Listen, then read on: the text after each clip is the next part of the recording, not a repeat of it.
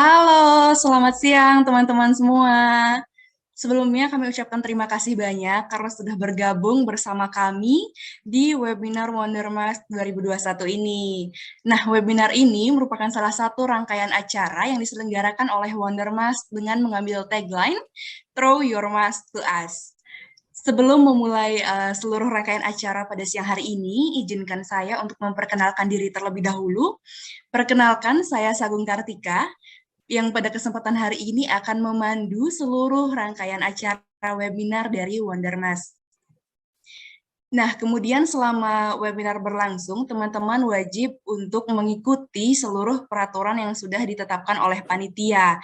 Namun sebelumnya, teman-teman boleh untuk mengisi presensi yang sudah dibagikan melalui fitur chat Zoom oleh teman-teman panitia, dan pastikan teman-teman mengisi presensi awal karena presensi wajib dilakukan 2 kali, yaitu pada awal, itu saat ini, dan juga di akhir acara nanti. Teman-teman wajib untuk mengikuti seluruh peraturan yang ditetapkan oleh panitia, yaitu seluruh peserta wajib mengikuti rangkaian acara dari awal hingga akhir. Kemudian peserta juga wajib mentaati seluruh peraturan dan syarat untuk mengikuti webinar yang telah ditetapkan oleh panitia. Peserta wajib untuk mengisi presensi awal dan akhir untuk memvalidasi kehadiran. Kemudian peserta juga dihimbau untuk on-cam selama webinar berlangsung, tetapi dilarang untuk on-mic maupun menggunakan fitur chat di saat tidak berkepentingan. Untuk segala perizinan, baik itu ke toilet, kendala kamera, virtual background, dan sebagainya, dapat menghubungi panitia melalui fitur private chat Zoom. Kemudian yang terakhir, saat memasuki Zoom, teman-teman wajib menggunakan format peserta underscore nama. Jadi untuk teman-teman yang belum merubah format penamaan menjadi peserta underscore nama, boleh banget nih untuk sekarang dirubah dulu format penamaannya teman-teman. Nah, tadi presensi sudah, kemudian juga peraturan sudah saya sebutkan. Ya, ini sudah ditampilkan peraturan yang tadi saya sebutkan. Kemudian saya akan jelaskan sedikit mengenai kampanye Wondermas ini yang terinspirasi dan kemudian bekerja sama dengan Dumas Indonesia.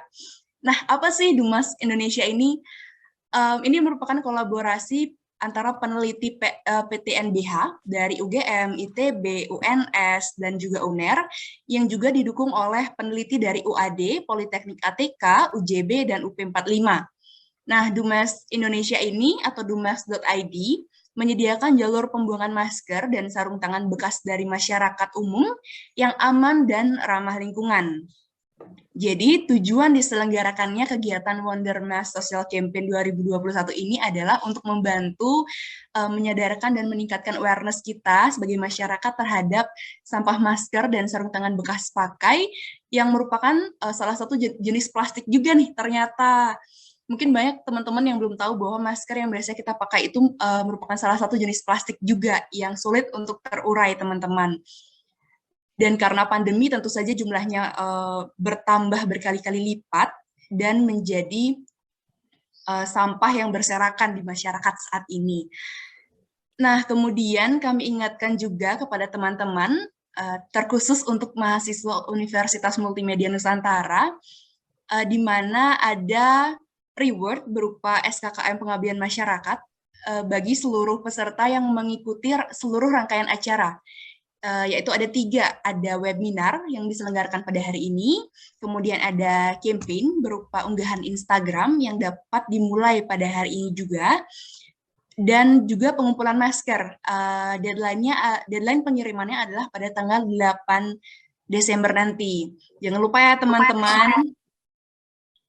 Oke, untuk seluruh ketentuan ini sudah ada di Instagram @wondermas2021, boleh langsung dicek di link tree-nya teman-teman.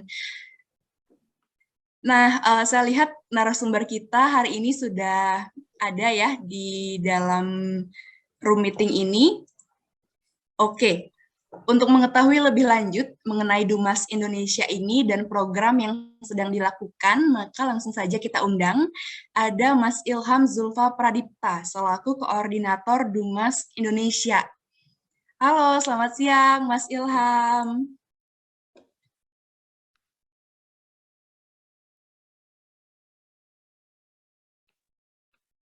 Oke, selamat siang Mbak, selamat siang semuanya. Saya Ilham Zulfa dari Dumax Indonesia. Saya di sini sebagai koordinator Dumax Indonesia. Nah, bagaimana kabarnya nih, Mas? Semoga Ya, sehat-sehat ya, Mas. Oke, sebelumnya saya mau bertanya sedikit nih, Mas, terkait dengan Dumas Indonesia yang mungkin belum banyak orang tahu. Nah, eh, apa sih sebenarnya? Mungkin sedikit aja di-spill nih dari materi yang akan disampaikan nanti. oke, jadi nanti saya akan sampaikan ya, pertama tentang latar belakang adanya Dumax Indonesia seperti itu, kemudian tujuan kami melakukan riset ini, kemudian tentang apa itu sampah masker ya, nanti kategori sampah masker, kemudian cara kita pengolahannya, cara kita mengumpulkan masker nanti akan saya sampaikan pada presentasi hari ini. Baik, mungkin pertanyaan selanjutnya ini singkat aja, Mas. Selain di Dumas, mungkin Mas Ilham ada kesibukan lain selain di koordinator Dumas Indonesia. Ya, jadi kan memang Dumas Indonesia itu merupakan sebuah riset ya Mbak. Kita itu Ya, riset dari dosen teknik kimia UGM. Di sini saya sebenarnya selaku asisten dosen Mbak. Jadi saya lebih banyak ke riset-riset, proyek-proyek dosen. Kemudian saya juga menangani mahasiswa-mahasiswa yang penelitian seperti itu. Kemudian juga saya ikut ini membantu Pak Chandra selaku pelopor Dumax Indonesia itu untuk ini administrasi Mbak. Jadi banyak administrasi yang saya bantu gitu. oke, mungkin untuk mempersingkat waktu aja, Mas, boleh untuk Mas Ilham kami persilahkan untuk langsung memberikan materi, memaparkan kepada teman-teman peserta yang sudah hadir dalam Zoom meeting hari ini terkait dengan Dumas Indonesia. Waktu dan tempat kami persilahkan, Mas. Oke, terima kasih. Izin share screen.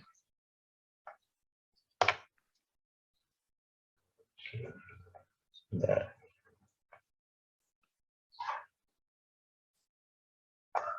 Oke, terima kasih atas waktunya. Aduh, jadi head ya. Oke, terima kasih atas waktunya. Selamat siang sebelumnya. Di sini saya Ilham Zulfa Pradipta dari koordinator Dumax Indonesia. Perkenankanlah di sini saya menyampaikan materi ya tentang ancaman bernama limbah masker. Oke, jadi background atau latar belakang dari penelitian ini tentunya bermula dari kasus COVID-19 ya. Jadi peningkatnya kasus COVID-19 itu memicu juga peningkatan penggunaan masker sekali pakai.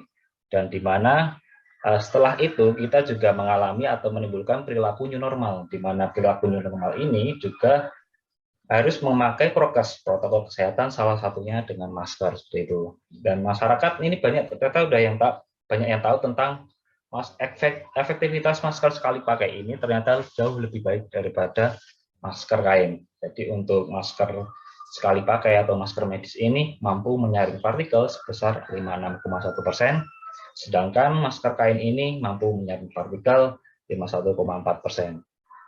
Nah, akibat dari uh, efek itu sehingga masker itu banyak sehingga menimbulkan banyak tertimbun limbah masker. Nah, ternyata Indonesia sendiri itu menduduki peringkat kedua di Asia Tenggara sebagai negara penghasil limbah masker dengan jumlah 212 ton per harinya. Nah, mengapa sih limbah masker ini harus ditangani seperti itu? Jadi yang pertama itu adanya penyalahgunaan. Jadi waktu masker awal-awal itu mahal-mahalnya seperti itu, ada nih oknum ya yang memanfaatkan momen ini, mereka mengumpulkan masker-masker bekas seperti itu, mereka mencucinya, mereka mengeringkannya, kemudian mereka menjual kembali. Nah, ini tentu nggak bagus ya, nggak bagus untuk kesehatan kita dan tentunya untuk masyarakat luas. Kemudian masker yang kita gunakan itu merupakan, tadi sudah disampaikan oleh Mbak moderator bahwa masker itu terbuat dari plastik ya, plastik berjenis polipropilen atau PP. Nah, plastik tersebut itu membutuhkan waktu yang sangat lama untuk terurai di lingkungan, membutuhkan waktu sekitar 450 tahun untuk bisa terurai. Nah, ketika masker tersebut terurai, itu ternyata bisa menjadi partikel yang lebih kecil, Mbak Mas di sini. Nah, partikel yang lebih kecil itu kita sebut dengan mikroplastik. Nah, ternyata mikroplastik ini sudah ada di ikan yang ada di sungai. Ini sudah dilakukan penelitian oleh teman saya, Mbak Mas di sini, dari dari biologi UNY. Mereka sudah menganalisis ikan nila ya, ikan nila yang ada di sungai di Jogja seperti itu.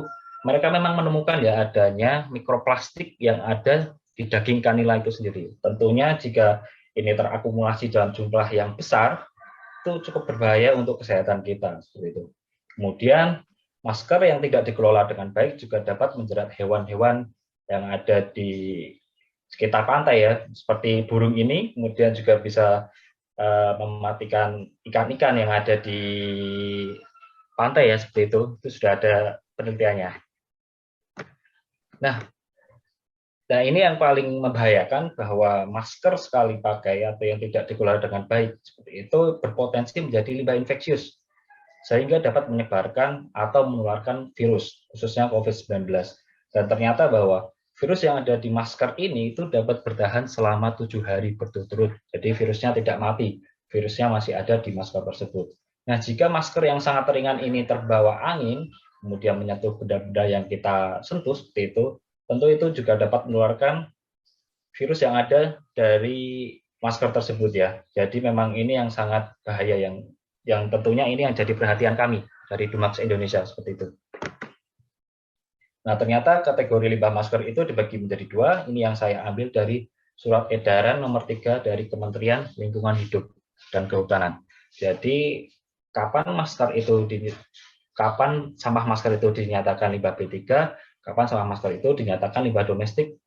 Nah, ini jadi saat masker yang berasal dari fasilitas kesehatan, dari rumah sakit, klinik, puskesmas, kemudian dari tempat vaksinasi, kemudian dari isolasi mandiri, atau orang yang terjangkit COVID-19, itu harus atau masuk ke kategori limbah B3, dan tentunya penanganannya juga berbeda ya. Jadi nanti penanganannya bisa dengan insinerator. Jadi sudah harus berkolaborasi dengan pihak limbah B3 seperti itu. Nah, kemudian masker yang dari orang-orang yang sehat, dari kawasan atau fasilitas umum, nah itu bisa dibuang di tempat sampah pada umumnya. Ini yang saya ambil dari surat edaran nomor 3 ya, dari Kementerian Lingkungan Hidup. Jadi bisa dibuang di sana ya. Nah, namun ya dari Dumax Indonesia sendiri tadi bahwa sudah saya jelaskan bahwa limbah masker atau sampah masker ini itu tuh tetap menjadi menjadi benda yang sangat berbahaya ya bagi kita. Karena memang kita tidak bisa menjamin 100% bahwa masker tersebut itu tidak ada virusnya. Seperti itu. Jadi memang dari Dumax Indonesia tetap mengkategorikan sampah masker ini ke dalam limbah B3 seperti itu. Nah, bagaimana cara mengurangi limbah masker? Itu bisa ya nanti memakai masker kain 3 lapis, ini juga yang direkomendasikan dari Kementerian Lingkungan Hidup. Kemudian juga mengurangi intensitas bepergian yang tidak perlu. Nah, apabila nih Mas Mbak yang di sini itu memakai masker sekali pakai, bisa silahkan membuangnya dengan cara bijak. Nah, bagaimana cara bijak ya? Silahkan rendam masker dalam larutan disinfektan, itu kemudian bisa merusak talinya atau merobek tengahnya seperti itu. Memang tujuannya tadi biar tidak disalahgunakan, kemudian bisa dibungkus dengan plastik, kemudian bisa dibuang ke tempat sampah atau drop box sampah masker. Nah, ini di mana tempat untuk menyalurkan limbah masker. Ini juga saya ambil dari surat edaran nomor 3 dari Kementerian Lingkungan Hidup. Nah, bisa ya nanti disalurkan di jasa pengolahan limbah B3 atau bisa ke rumah sakit ya yang bekerja sama dengan pengolahan limbah B3, dan yang terakhir itu Dinas Lingkungan Hidup. Jadi Dinas Lingkungan Hidup atau Dinas Kebersihan itu juga bertanggung jawab ya, seharusnya mereka bertanggung jawab untuk menempatkan drop box khusus sampah masker seperti itu. Nah, kemudian opsi atau tempat menyalurkan limbah masker itu bisa di Parongpong atau di kita nih, dari kami, Dumax Indonesia. Jadi memang tadi Dumax ID ini merupakan sebuah riset ya, kita memang riset yang bertujuan khusus untuk menyediakan jalur pembuangan masker dan sarung tangan bekas, dan kita memang sasarannya itu untuk masyarakat umum, Mbak Mas. Jadi kita tidak tujukan untuk dari rumah sakit, klinik, puskesmas, kita tidak ditujukan untuk mereka ya. Karena seharusnya memang mereka dari instansi tersebut itu sudah bekerja sama dengan pihak pengolahan limbah B3, jadi membuangnya sudah khusus. Jadi kita di sini fokusnya di masyarakat umum seperti itu. Nah, di sini kita untuk Dropbox-nya itu terintegrasi dengan website. Nanti bisa dicek ya Dumas ID. Jadi penempatan lokasi Dropbox itu nanti bisa dicek di Dumas ID. Kemudian akan muncul 18 titik. Kita sudah ada 16 titik di Jogja dan 2 titik di Solo. Nah, kemudian ini cara membuang sampah di Dumas ID ya. Kita memang sebisa mungkin inginnya masyarakat itu terlibat dengan proses sesimpel mungkin dan seaman mungkin seperti itu. Jadi bisa kumpulkan masker ya dan sarung tangan di rumah, kemudian bisa merusaknya, kemudian bisa membungkusnya di dalam kantong plastik, kemudian bisa membuangnya di Dropbox Dumax ya. Di Dropbox Dumax juga kita sudah menyediakan hand sanitizer di situ, jadi nanti setelah buang maskernya itu bisa memakai hand sanitizer-nya, seperti itu. Jadi bisa aman gitu. Nah, ini bagaimana pengolahan sampah yang dilakukan Dumax ya. Kita di sini menggunakan teknologi pirolisis.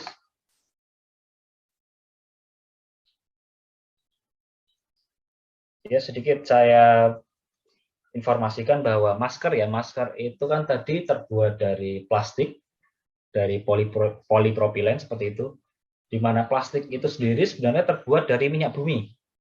Jadi serangkaian dari minyak bumi dengan proses begini rupa kemudian menjadi masker seperti itu. Nah, dengan teknologi ini, dengan pirolisis ini, kita itu bermaksud untuk mengembalikan lagi masker ke dalam ke bentuk awal, yaitu minyak bumi seperti itu. Jadi prosesnya tertutup seperti ini, Mbak, Mas. Jadi di dalam ruang sini kita masukkan masker seperti itu, kemudian api dari bawah. Nah, kemudian masker dan sarung tangan tadi akan terdekomposisi pada saat suhu tinggi sekitar 400 hingga 450 derajat Celcius. Akan terdekomposisi menjadi gas dan minyak, kemudian masuk ke dalam kondensor. Ini fungsinya untuk pendinginan. Nah, kemudian dihasilkan minyak di sini. Jadi prosesnya tertutup ya. Jadi gas sama minyak masuk ke dalam pipa ini. Kemudian dihasilkan minyak di sini, masuk ke dalam pendinginan, kemudian dihasilkan minyak dari pipa ini. Nah, di sini modifikasi alat pirolisis yang kita gunakan itu, jadi tadi ini adalah ruangan untuk memasukkan sampah masker ya, seperti itu. Kemudian gas sama minyak tadi yang terdekomposisi akan masuk melalui pipa ini. Kita langsung manfaatkan, Mbak Mas. Jadi di sini kita manfaatkan langsung ke dalam ruang bakarnya. Jadi untuk jadi fungsinya untuk meminimalisir penggunaan energi yang kita gunakan seperti itu. Kemudian kita juga concern ya tentang gas yang dikeluarkan dari proses ruang bakar ini. Kita masukkan ke dalam alat water spray di sini. Jadi fungsinya untuk menyaring gas-gas yang kotor tadi, kita injeksikan air dari sini. Kemudian gas yang kotor akan tertangkap oleh air yang kita injeksikan, kemudian keluar dari proses ini itu sudah bersih. Ya, jadi kita juga concern tentang pengolahan limbah yang kita jalankan seperti itu. Nah, untuk saat ini kurang lebihnya ketika kita memproses 7,4 kg sampah masker itu membutuhkan kurang lebih 3,1 kg gas LPG. Kemudian ini merupakan residunya, ini berupa arang. Nah, kita punya rencana untuk menjadikan batako ya, cuma memang masih dalam bentuk agenda, karena kan butuh waktu dan butuh biaya juga untuk meriset ini. Jadi masih kita kumpulkan untuk arangnya, seperti itu. Nah, ini ternyata fantastis juga total sampah yang terkumpul di Dumax ID ini.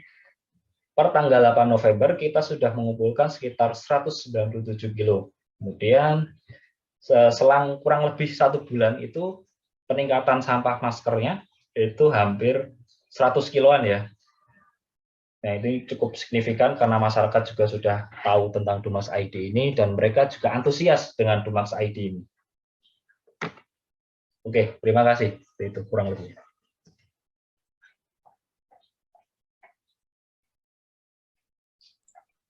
Baik, terima kasih banyak Mas Ilham atas pemaparannya mengenai Dumas dan juga sampah plastik ya, bahayanya bagi kita.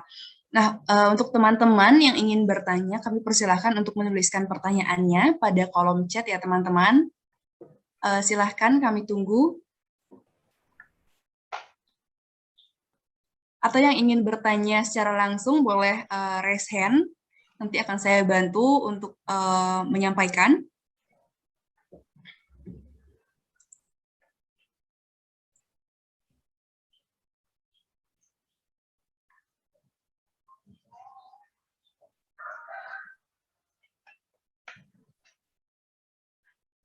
Oke. Silakan teman-teman bagi yang memiliki pertanyaan.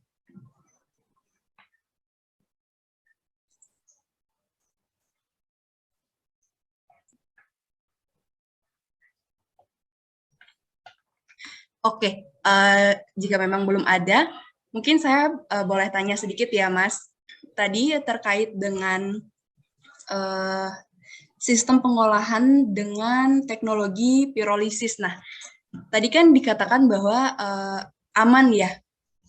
Cuman saya penasarannya itu membutuhkan waktu berapa lama, Mas, untuk mengolah dari yang berbentuk masker menjadi yang tadi Mas sampaikan bahwa mengubahnya kembali menjadi bentuk awalnya, itu kira-kira prosesnya berapa lama gitu? Oke, Mbak. Jadi untuk prosesnya kan tergantung berat masker yang kita masukkan ke dalam proses ya, dalam proses pirolisis. Jadi untuk 7 kilo tadi itu memang agak lama, jadi butuh waktunya kurang lebih 2 sampai 2,5 jam, Mbak. Jadi cukup lama ya, karena kan yang bikin lama itu ini untuk mencapai suhu target kita. Itu kan suhu target 400 hingga 500 lah ya. Jadi yang bikin lama itu di situ. Di 2,5 jam itu biasanya sudah menjadi arang seperti itu. Berarti 2,5 jam itu hanya bisa per 7 kilo ya, Mas? Ya sebenarnya bisa lebih lagi sih, Mbak. Bisa lebih Iya, ya. iya. Bisa untuk alat kami itu bisa mencapai 12 kilo. Cuma kan nanti kalau semakin banyak masker juga semakin banyak waktu yang dibutuhkan. Betul. Nah, di sini sudah ada peserta yang bertanya dari Milka. Pertanyaannya, apakah ada pengecualian material-material tertentu dari masker yang tidak bisa didaur ulang, Mas? Iya, jadi gini Mbak, Mas, bahwa kalau untuk masker ini kan sebenarnya tadi ya, kalau dari sudut pandang kami bahwa kita tetap mengkategorikan bahwa sampah masker ini termasuk sampah yang berbahaya, seperti itu kan. Karena kita tidak bisa menjamin 100% di masker tersebut tidak ada virusnya. Jadi untuk kami tetap tidak bisa mendaur ulang sampah masker ini ya, kecuali tadi untuk residu dari arang itu bisa kita gunakan untuk batako, seperti itu. Nah kalau masker ini kita tidak bisa mendaur ulang sih dari kami ya. Takutnya kan memang mungkin bisa ya yang dilakukan seperti LIBI seperti itu, cuma proses yang mereka lakukan itu tentunya juga memakan listrik yang gede, memakan biaya yang banyak, yaitu yang tentunya kurang efisien bagi kami. Ya, jadi bagi kami itu dengan proses pirolisis itu sudah cukup efisien, kemudian juga sudah cukup aman seperti itu. Kita juga sudah melakukan riset ya. Jadi makanya kita lakukan dengan proses pirolisis seperti itu, Mbak. Oke, untuk pertanyaan selanjutnya ada dari Li. Selamat pagi Kak dan Mas Ilham, izin bertanya, ada cara nggak untuk mendeteksi masker hasil olahan dari masker bekas pakai?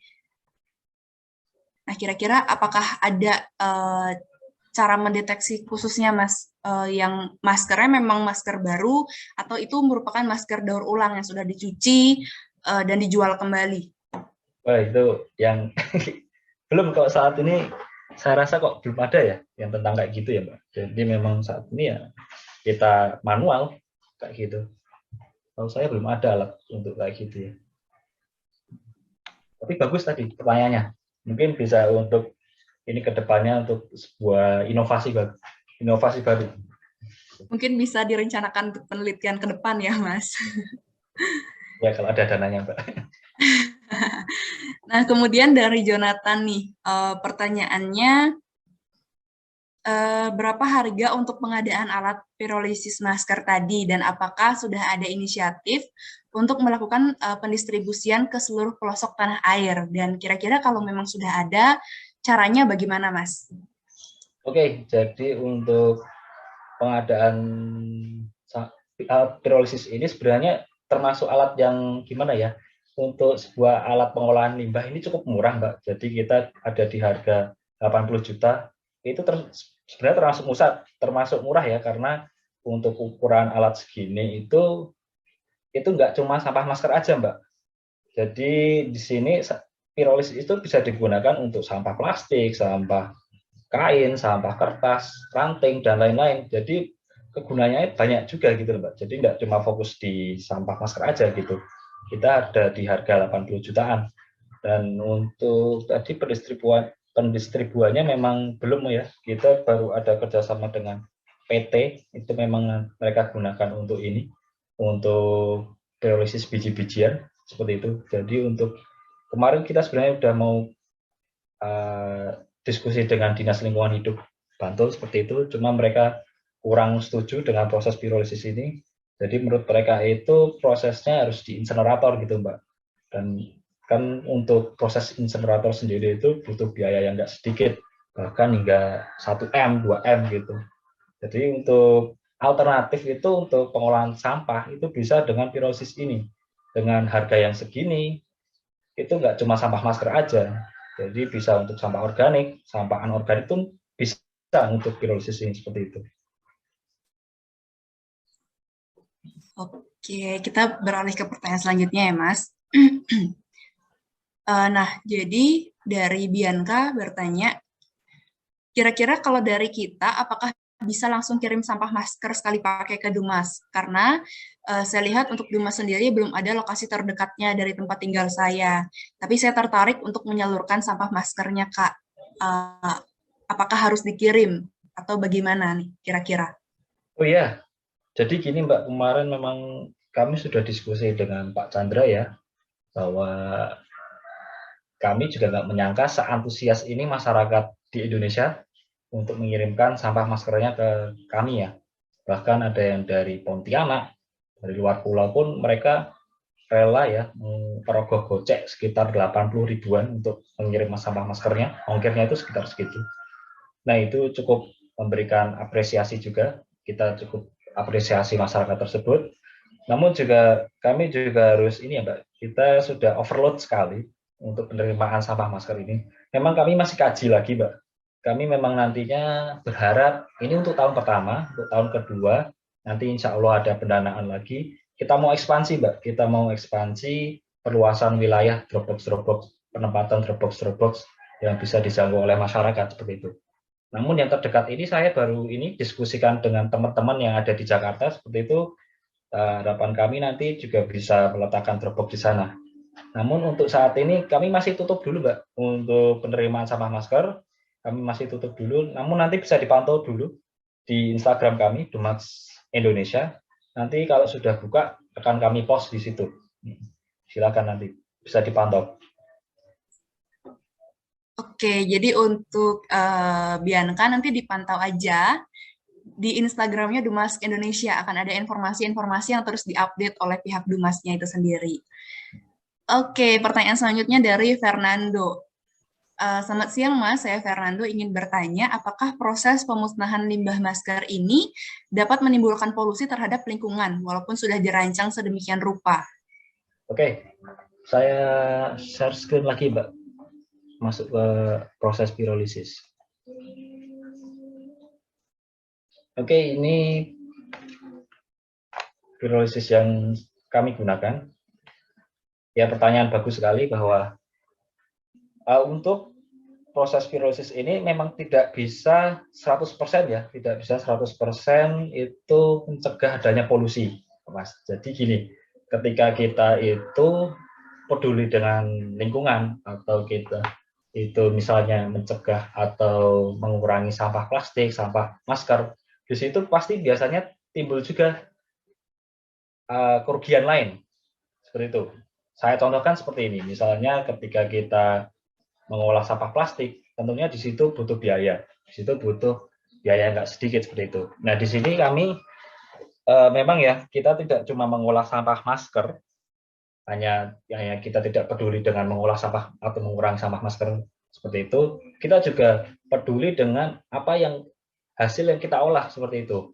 Misalnya dari proses pirolisis ini, itu memang nantinya menimbulkan sebuah polusi. Nah, untuk itu kami modifikasi alat ini ya.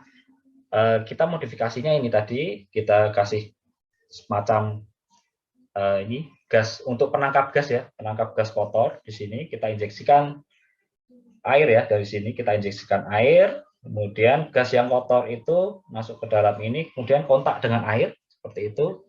Nah, keluar dari sini itu memang tidak 100% bersih ya, walaupun masih ada item-itemnya, tapi ini sudah cukup cukup membantu untuk membersihkan gas yang keluar dari proses pirolisis. Jadi untuk baku mutunya memang belum kita teliti, tapi sudah cukup membantu, alat ini sudah cukup membantu untuk mengurangi polusi yang dihasilkan dari proses pirolisis. Jadi kita modifikasinya dengan water spray ini. Seperti itu.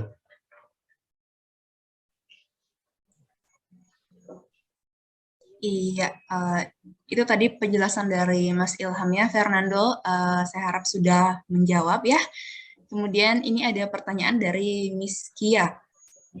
Pagi Kak, jadi katanya jika menggunakan limbah masker itu dengan mengurangi pemakaian masker sekali pakai. Nah, saya lihat di kemenkes.go.id katanya masker harus diganti setiap 4 jam. Jadi menurut Kak Ilham, apakah hal ini akan berdampak negatif terhadap lingkungan? Silahkan Kak dijawab. Ya, ya tentunya ini. Aduh, gimana ya? Jadi mereka membuat peraturan yang mungkin sudah mereka riset ya. Mereka yakin untuk masker itu, masker sekali pakai itu memang normalnya itu 4 jam sekali mereka harus ganti seperti itu ya. Tentu ya ini sangat sangat berdampak negatif bagi lingkungan. Apalagi ya kita tentu tahu yang tadi saya baca dari surat edaran Kementerian Lingkungan Hidup ya, seharusnya mereka itu sudah menyerahkan apa ya sampah masker ini pada dinas lingkungan hidup setiap daerah seperti itu Mbak. Jadi harapannya memang dinas DLH itu sudah menyediakan Dropbox ya yang ditempatkan di area atau daerah mereka. Tapi ya saya yakin di sini juga belum banyak yang tahu ya apakah DLH-nya itu sudah menyediakan Dropbox sampah masker atau belum. Tapi untuk di Jogja sendiri saya belum menemukan Dropbox sampah masker yang disediakan oleh DLH Jogja seperti itu. Nah ini yang tentu dari tadi mereka itu memang menyarankan untuk 4 jam sekali masker itu harus diganti. Namun mereka juga tidak melihat ya dampak dari 4 jam sekali ini dari aktivitas pembuangan sampah masker ini mereka juga tidak melihat di situnya. Jadi mereka hanya concern tentang kesehatan kita aja. Namun kesehatan lingkungan itu mereka tidak concern di situ. Nah itu yang jadi apa ya latar concern kami juga Dumas Indonesia. Jadi kami bermaksud untuk membantu pemerintah untuk mengurangi sampah masker sehingga tidak membebani di TPA. Karena kan tadi sudah saya jelaskan bahwa masker ini membutuhkan waktu 450 tahun untuk terurai. Jadi seperti itu ya. Tentu dampaknya sangat besar sekali. Iya, itu jawaban dari Mas Ilham. Miskia, semoga menjawab. Nah, ini ada beberapa pertanyaan dari saya sendiri nih, Mas. Tadi menyinggung terkait dengan Dropbox ya. Saya tadi lihat di presentasinya Dropbox-nya itu ada dua warna dengan dua warna yang berbeda lah ya. Itu apakah ada perbedaan sendiri, Mas, dengan dua warna Dropbox itu?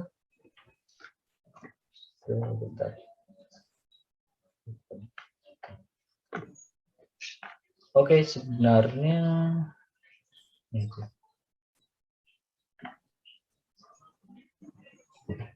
Oke, Dropbox ini sebenarnya nggak ada bedanya, Mbak. Jadi memang dari awal, karena Demax Indonesia ini merupakan sebuah riset ya, jadi kita harus ada muatan yang kita teliti, seperti itu. Jadi kita meneliti dari box mana nih yang disukai masyarakat. Masyarakat lebih suka cenderung box warna kuning atau warna hijau, gitu. Jadi setelah kami riset ya, setelah 8 bulan kami riset, ternyata pilihannya itu lebih ke box kuning ini, Mbak, yang jadi pilihan mereka gitu. Jadi untuk kedepannya nanti jika kami didanai riset lagi, kita akan menggunakan box kuning ini. Kita produksi box kuning ini, seperti itu. Ya. Nah, kemudian menyinggung sedikit ke insinerator tadi. Selain dari segi biaya, sebenarnya apakah ada perbedaan yang signifikan, Mas, dari dengan insinerator atau dengan si pirolisis ini? Ya, jadi untuk perbedaannya itu cuma di proses, Mbak. Jadi kalau proses insinerator itu gini, sampah masker atau sampah lainnya itu langsung kontak dengan api di situ. Jadi dalam sebuah ruangan gitu, di dalam sebuah alat, di situ ada api, kemudian sampah masuk di situ, Mbak. Seperti itu. Jadi bedanya dengan proses kami, pirolisis ini, itu apinya nggak langsung kena sampah maskernya. Seperti itu. Jadi tadi ya, seperti yang saya jelaskan di video tadi, bahwa api kita prosesnya secara tertutup seperti itu. Jadi memang kita bermaksud untuk menangkap gas ya, menangkap gas dan minyak, kita manfaatkan gitu, Mbak. Tapi kalau insinerator tadi langsung kontak dengan api seperti itu. Namun kemudian perbedaan keduanya itu suhu. Suhu insinerator itu biasanya sekitar 1000 derajat Celcius, Mbak. Nah, itu suhu yang ya cukup bagus ya untuk pengolahan sampah ya, karena nanti lebih residunya itu lebih sedikit, Mbak. Yang dihasilkan itu lebih sedikit. Sedangkan untuk untuk pirolisis ini memang kita cuma sampai 500 ya. Jadi tetap masih ada residu yang ya nggak banyak sih, cuma memang lebih banyak pirolisis residunya ya daripada insinerator seperti itu. Kemudian perbedaan ketiga ya tentu tentang biaya, Mbak. Jadi biaya untuk pirolisis jauh lebih murah ya daripada insinerator. Begitu. Betul. Izinnya Nah, juga mungkin beda. mungkin ini pertanyaan terakhir, Mas, karena saya sudah di-remind oleh panitia. Tadi berkaitan dengan bahwa pirolisis ini kan tadi sempat Mas Ilham singgung sedikit, entah itu ditentang atau tidak disarankan atau gimana, dibanding dengan insinerator. Apakah memang ada dampak-dampaknya gitu yang memang tidak sesuai atau gimana? Oh, oke. Jadi bukan karena ini, Mbak, bukan ditentang sih, karena memang pirolisis ini belum masuk ke peraturan Kementerian Lingkungan Hidup, Mbak. Jadi memang dari KLHK itu sendiri masih menyarankan untuk memakai insinerator atau autoclave di situ. Nah, sedangkan sebenarnya teknologi pirolisis ini di luar negeri itu sudah menjamur sekali gitu. Mereka sudah mengolah sampah maskernya itu dengan pirolisis ini. Bahkan gimana ya, jauh lebih lebih hemat juga dengan proses pirolisis ini. Tapi ya dari DLH kemarin mereka tetap kurang setuju ya, karena tadi ya mereka kan harus mengacu dengan peraturan karena mereka sebuah lembaga di bawah pemerintahan seperti itu. Gitu. Oke, nah saya tadi bilang terakhir ya, tapi ini ada peserta yang bertanya, mungkin ini last banget, terakhir banget. Ini dari Evan.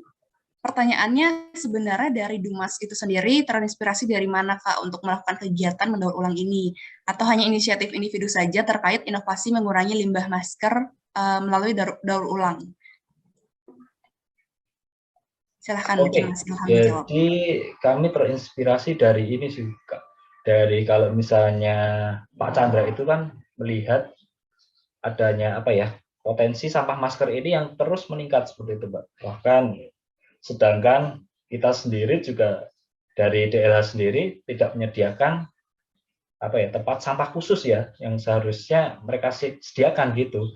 Jadi Pak Chandra melihat potensi bahaya dari limbah masker ini, kemudian Pak Chandra juga kemudian punya ide nih, gimana kalau buat Dropbox ya, seperti yang ada di rumah sakit, mungkin Mbaknya tahu, atau yang di sini tahu tentang yang box onomet yang kecil itu, bisa buat suntikan itu. Nah, kita meniru itu Mbak, jadi untuk sampah atau box Dropbox-nya itu kita meniru box onomet yang ada di rumah sakit, yang biasanya buat wadah suntikan yang sudah dipakai gitu. Nah, kita tiru itu, kemudian kita letakkan di tiap-tiap lokasi seperti itu. Nah, harapannya memang tadi ya, kita juga concern tentang lingkungan karena Pak Chandra sendiri itu dosen teknik kimia, namun beliau fokus ke lingkungan seperti itu. Beliau memang concern banget tentang lingkungan. Makanya ada riset seperti ini. Baik, terima kasih banyak Mas Ilham. Itu tadi pertanyaan terakhir yang sudah dijawab oleh Mas Ilham ya. Terima kasih banyak atas insight-insight dan ilmu yang sudah diberikan kepada kami pada siang hari ini. Nah, dapat saya simpulkan bahwa ternyata sebenarnya masker ini masih terbuat dari plastik juga yang terbentuk dari unsur yang bernama polipropilen gitu. Nah, kemudian yang diolah oleh Dumas ini adalah limbah-limbah yang bukan berasal dari fasilitas kesehatan ya, apalagi pasien COVID, tetapi berasal dari orang-orang yang sehat yang saat ini karena pandemi menggunakan masker yang memang lebih sering cenderung menggunakan masker sekali pakai sesuai dengan yang disarankan oleh Kementerian Kesehatan. Nah, kemudian untuk cara mengurangi limbah masker ini selama pandemi, mungkin dapat menggunakan masker kain dengan 3 sampai dengan 4 lapis. Itu sangat membantu sekali untuk mengurangi limbah masker saat ini. Nah, kemudian ada pun cara-cara untuk mengelola limbah masker itu sendiri yang kategorinya domestik. Salah satunya adalah dengan mengumpulkan masker dalam wadah yang aman dan membuang ke tempat sampah. Jadi tidak langsung dibuang begitu saja agar tidak menyebarkan virus. Mungkin saja kita tidak tahu bahwa kita terjangkit virus, tapi kita buang begitu saja. Nah, kemudian ada pun tempat penyaluran limbah maskernya itu ada jasa pengolahan limbah B3, kemudian ada Dinas Lingkungan Hidup, dan salah satunya yang mengolah limbah itu sendiri dari Dumas ya Mas untuk masker domestik. Nah, mungkin terakhir dari Mas Ilham adakah yang ingin disampaikan nih pesan-pesan kepada teman-teman yang hadir di sini terkait dengan entah itu masker atau yang lainnya sebelum kami menutup acara hari ini, Mas? Silahkan.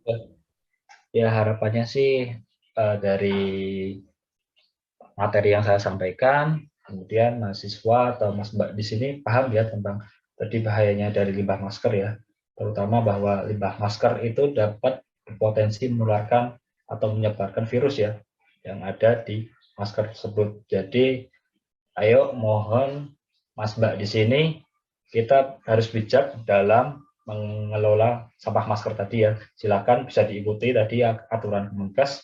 Tadi kalau misalnya belum ada Dropbox di situ bisa tadi mendisinfektan masker tadi, kemudian merusaknya seperti itu. Nah, bisa nanti dibuang di tempat sampah pada umumnya seperti itu. Jadi ayo kita peduli dengan lingkungan, ayo kita selamatkan bumi Indonesia. Baik, terima kasih banyak Mas Ilham atas pesan-pesan yang disampaikan kepada teman-teman saat ini.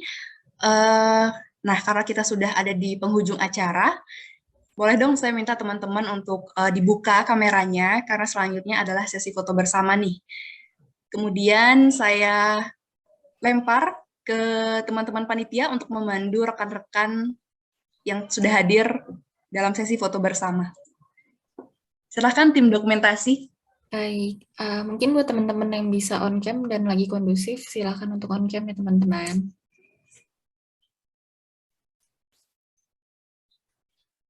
Oke, aku hitung sampai 3 ya. 1, 2, 3.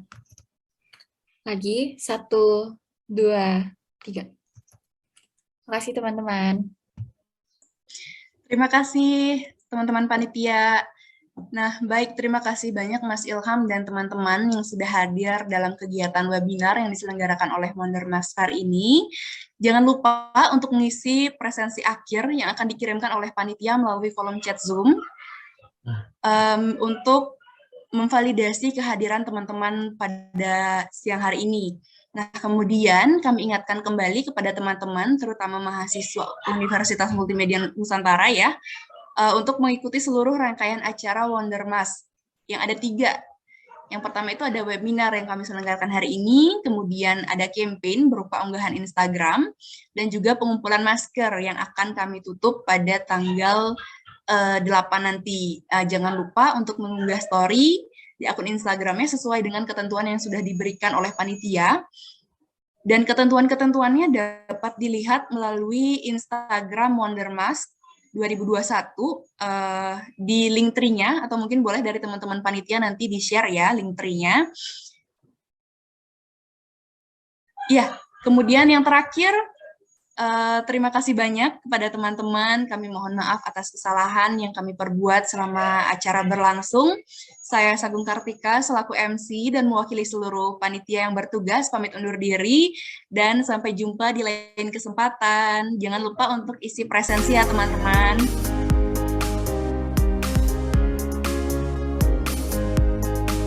Link tree-nya juga sudah ada di chat Zoom. Bisa dibuka untuk melihat-lihat nih ketentuan-ketentuan SKKM pengabdian masyarakatnya untuk mahasiswa UMN.